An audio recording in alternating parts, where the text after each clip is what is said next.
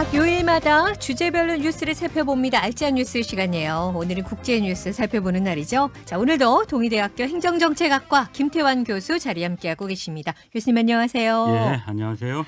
네, 교수님 최근에 네네. 국제 유가가 아주 가파르게 상승을 하면서 네. 우리나라도 또 어려움을 겪고 있지만 국제사회에서도 대책 마련이 아주 분주한 것 같거든요. 특히 그 미국하고 중국이 전략적인 갈등 경쟁 속에 있는데도 또 이게 유가를 좀 안정시키기 위해서 공조하는 모습 보이고 있다고 하는데 이 소식 먼저 좀 전해주시죠. 예, 예. 그 말씀해주신 대로 그 다양한 분야에서 전방위적으로 갈등 그리고 경쟁하는 모습을 보이면서 한국뿐만이 아니라 국제사회에서 미국하고 중국 사이에서 어떤 입장을 취해야 되나 하고 네. 고민하는 국가들이 많이 있는데요. 네네. 그런 가운데 바로 지난주 16일인가요? 바이든 대통령하고 시진핑 주석이 첫 번째 화상 정상회담을 가졌는데 네. 양국 간의 입장 차이가 있음에도 불구하고 서로의 체면을 세워주면서 협력의 여지도 남겨놓았었습니다. 네네. 그러다가 어저께 그러니까 현지 시간으로는 23일입니다. 바이든 대통령이 세계적인 유가의 고공행진을 막기 위해서 물론 임시 처방이지만 미국을 중심으로 해서 세계 주요 국가들에게 각국의 전략 비축률을 함께 방출하자 이런 제안을 했습니다. 네. 그래서 한국을 비롯한 일본이나 영국, 인도 그러니까 기존의 대규모 원유 소비국들이 함께 전략 비축률을 방출하기로 그렇게 했다는 소식인데요. 네. 미국의 요청을 받은 중국, 그러니까 중국한테도 요청을 한 거죠.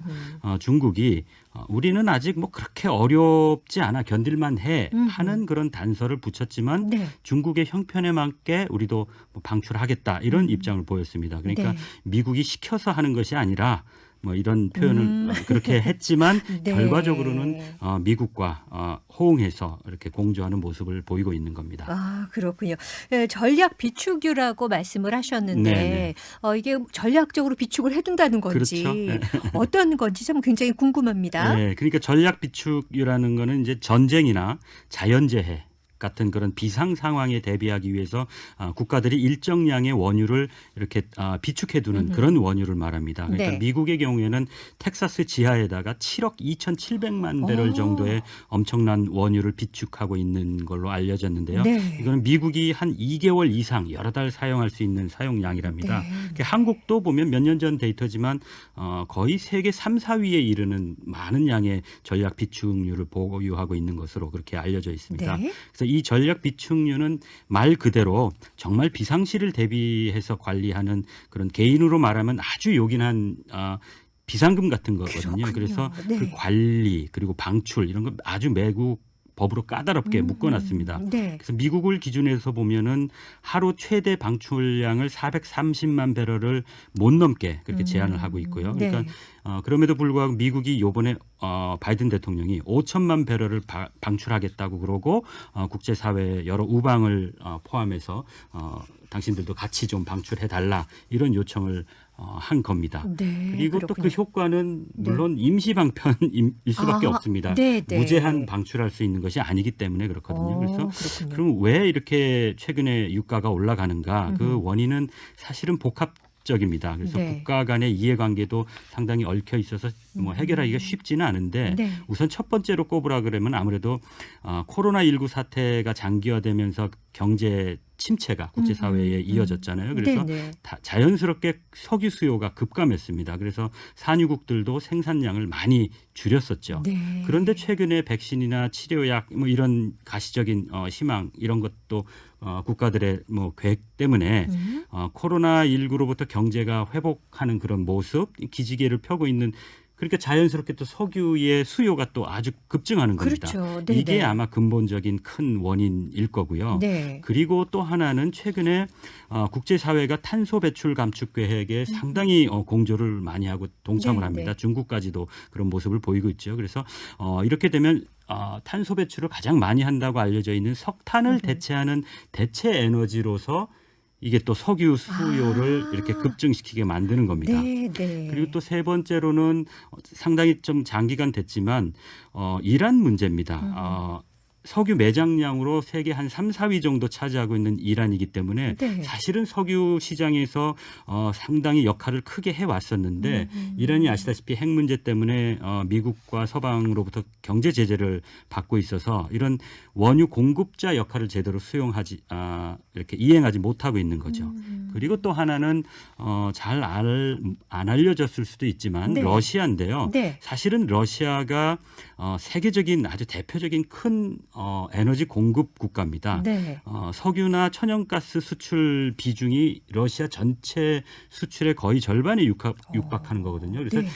경제 대부분이 거의 천연가스 수출에 의존하다시피 한 게 러시아 경제인데 네. 이 러시아도 몇 년 전 우크라이나의 그 크림반도를 강제 합병하면서 또 서방과 미국의 경제 제재를 받고 있어서 수출에 제한을 많이 받고요. 물론 이것 때문에 러시아 천연가스 도입에 제한이 있어서 유럽이 또 에너지난도 겪고 있지만 이런 면들을 통해서 여러 가지 요인들이 국제사회에서 다시 경제 회복으로 다시 급증하는 원유 수요를 공급이 미처 쫓아가지 못하는 겁니다. 그러니까 요약하면 바로 급격한 수요 증가에 산유국들의 증산 이런 것들의 속도는 이렇게 만족할 만큼 못 되기 때문에 그런 네. 거죠. 그러니까 문제는 이런 수요 공급 같은 거는 뭐 시간이 지나면 자연스럽게 이렇게 조정이 될 겁니다. 근데 네. 문제는 이 자연스럽게 조정되는 과정에 국가들 간의 이해관계가 서로 다르기 때문에 이 국가들 간의 이해관계가 어떻게 조정되느냐가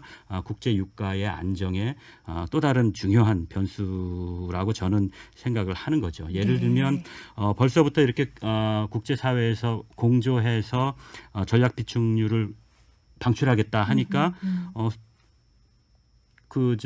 사우디나 오페크 네. 또 지금 말씀드린 러시아 같은 원유 수출로 먹고 사는 국가들이 지금까지 계속 증산할 계획을 세웠던 네. 거를 우리 그렇게 안 하겠다 하고 상당히 이제 그 전략 비축류 방출에 대해서 반발하고 있는 모습. 네. 이런 모습들이 사실은 더 어렵게 만드는 부분이 아니겠나 그렇게 생각을 해봅니다. 그렇군요. 이 지구촌 국가들의 이해관계가 다 얽혀 있는데 맞습니다. 그런데 교수님 제가 궁금한 점이 있는데요. 네네네. 왜 미국의 경우에는 제가 일전에 보도에서 본 것 같은데 그 세일가스로 인해서 더 이상 원유를 수입하지 않아도 괜찮다 이렇게 네네, 맞습니다. 얘기를 들었던 것 같은데 네네네. 전략 비축료 방출도 하고 고유가에 대해서 미국이 왜 이렇게 절실한지 그것도 좀 궁금해요.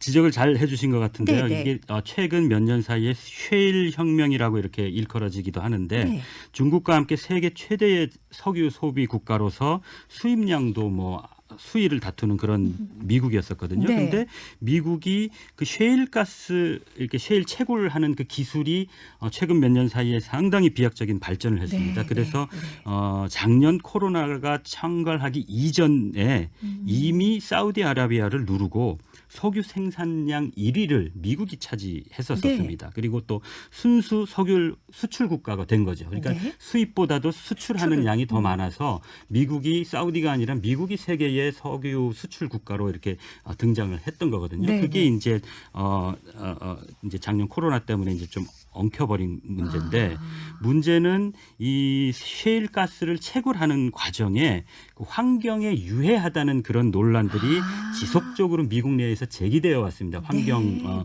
보호론자들에 의해서 이게 바이든 정부 들어서 이런 환경보호 명분으로 바이든 정부에서는 미국 내 셰일 산업을 규제를 가하게 됩니다. 그리고 그러니까 이 규제와 더불어서 작년에 그 코로나 때문에 수요가 또 엄청 줄고 그래서 이 셰일 업체들이 또 고가의 그 설비를 줄이고 또 감산하고 그런 상황에 있었던 거죠.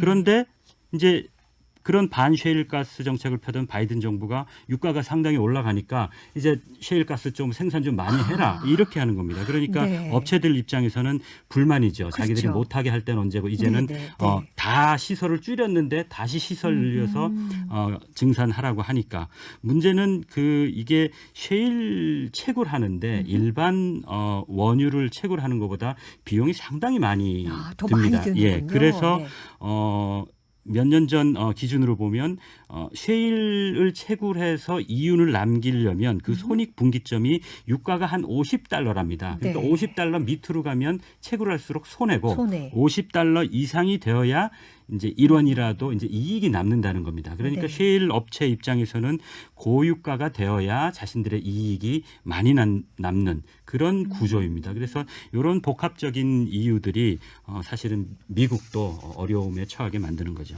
네, 알겠습니다. 오늘도 자세한 설명 감사드립니다. 지금까지 동의대학교 행정정책학과 김태환 교수와 함께 알지한 뉴스 이야기 나눠봤습니다. 감사합니다. 예, 고맙습니다.